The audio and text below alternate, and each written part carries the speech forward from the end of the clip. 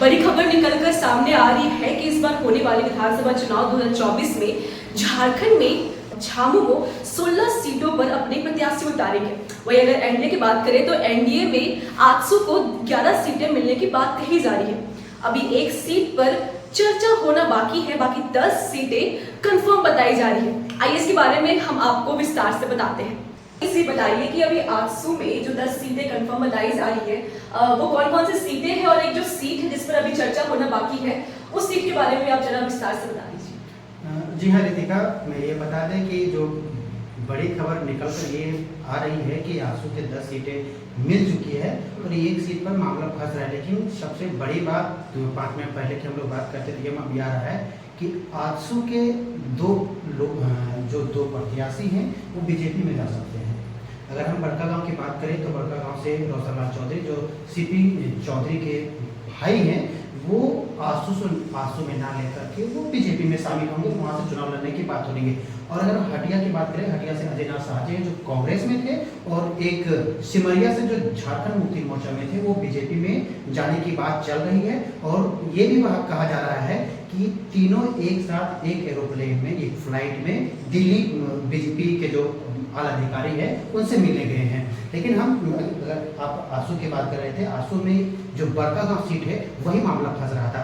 Barkagaon seat जो रोशनलाल चौधरी का आजसू में थे वो कई बार पिछले 2-3 टर्म से चुनाव लड़ते आ रहे हैं लेकिन जीत नहीं मिली। लेकिन इस बार जो बातें चल रही है कि वो बीजेपी में शामिल होंगे और वहाँ से चुनाव लड़ेंगे। अगर हम 10 सीटों की बात करें तो जैसे कि आजसू की जो सीटें मिलनी है एनडीए की तरफ से वो सिल्ली है, रामगढ़ है, कोमिया है, जुगसलाई है, मनोहरपुर है, पाकुड़ है, डुमरी है, मांडू है, नीचागढ़ है, लोहरदगा, ये 10 सीटें हैं वो शामिल हैं। और एक जो सीट है वो अभी फंसा मामला है, लेकिन ये हमको नहीं लगता कि आजसू के पाले में जाएगा, ये बीजेपी के पाले में जाएगा, क्योंकि जो आजसू के रोशनलाल चौधरी हैं वो दिल्ली जा चुके हैं।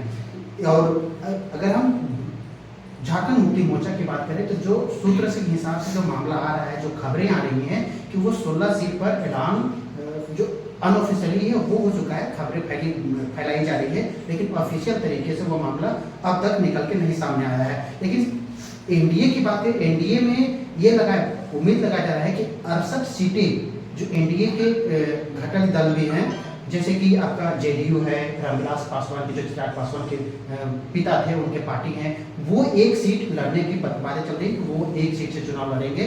और वहीं जो जेडीयू है, जेडीयू के 2 सीट मिलने की बात चल रही है, जो एक तमाड़ है, एक सरयू राय का सीट है, जो सरयू राय कुछ दिनों पहले जेडीयू में शामिल हुए थे। और 68 सीटें जो बातें हो रही है, 68 सीटें जो भाजपा खुद जो अपना प्रत्याशी उतारेंगे। तो बात रही आपका आजसू और एनडीए की, अब हम आपको भाजपा के बारे में बताएंगे कि भाजपा के बड़े बड़े नेता जो है झारखंड पहुंच रहे हैं।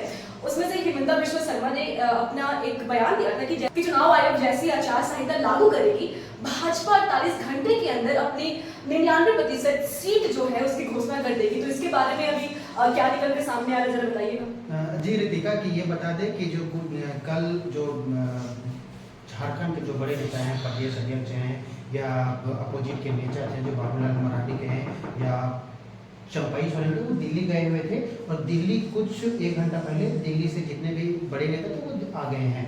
लेकिन एयरपोर्ट पर जो जब मीडिया कर्मी उन लोगों से बातें की तो चंपाई सोरेन के एक वीडियो वायरल अभी चल रहा है ट्विटर में कि हम जो पार्टी जहाँ से चुनाव लड़ाएगी हम वहाँ से तैयार है, चाहे वो झारखंड हो, चाहे कोई भी सीट हो, वो हम चुनाव लड़ेंगे और भाजपा को जीत दिलाएंगे। लेकिन क्या चुनाव आयोग के घोषणा क्या लगभग 24 घंटा हो चुके हैं, 48 घंटे के अंदर क्या पहली लिस्ट, जैसा कि हिमंता बिश्व शर्मा ने भी कहा था कि क्या 48 घंटे के अंदर पहला लिस्ट जारी होगा या नहीं होगा, ये तो देखना 48 घंटे के देखने में ही होगा। क्या किस तरह से बातें होती है वो सब साबित होता है कि नहीं। लेकिन पहला लिस्ट में साफ ये जिस तरह से वायरल हो रहा है कुछ 68 सीटों के बारे में कि जैसे कि रांची से नवीन जायसवाल है, इस तरह की बातें फैल रही है। लेकिन क्या सच है, थोड़ी देर में पता चलेगा। हो सकता है आज रात तक लिस्ट निकल जाए, नहीं तो उम्मीद जताई जा रही है कि कल शाम तक पहली लिस्ट आ सकती है। ये भी अभी हम खबर अपडेट के बारे में बता दें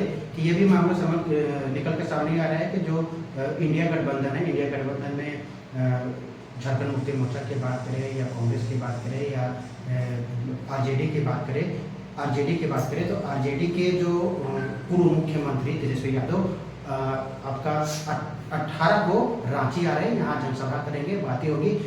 रांची आने का मुख्य मुद्दा यही होता है कि हम सीट शेयरिंग को लेकर के जो इंडिया गठबंधन है, सीट शेयरिंग में क्या मिलेगा, झारखंड मुक्ति मोर्चा को कितने सीटें मिलेगी, कांग्रेस को कितने सीटें मिलेगी, आरजेडी की कितने सीटें मिलेगी, और ये मामला 18 तारीख को उम्मीद लगाया जा रहा है 18 तारीख को तय होगा। लेकिन हम ये बात आप सभी दर्शकों को ये बात बता दें कि अगर हम 2019 की चुनाव की बात करें तो उसमें से आपको 6 सीटें आरजेडी को मिले थे और झारखंड मुक्ति मोर्चा और कांग्रेस के जो सीट शेयरिंग है वो लगभग 70-30 में बंटवारा हुआ था।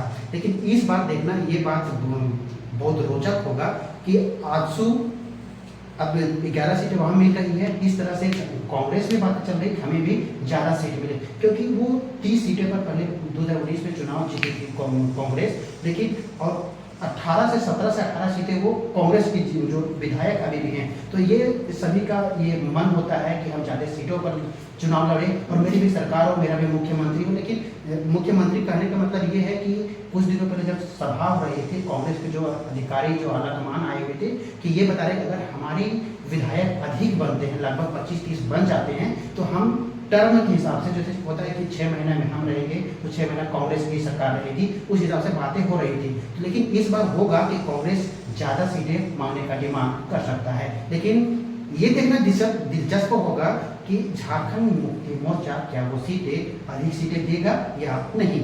ये रही बात इंडिया और एनडीए गठबंधन के सीट शेयरिंग को लेकर। ऐसे ही तमाम खबरें हम आपको जल्द ही देने वाले हैं विधानसभा चुनाव 2024 को लेकर, तो बने रहे हमारे साथ।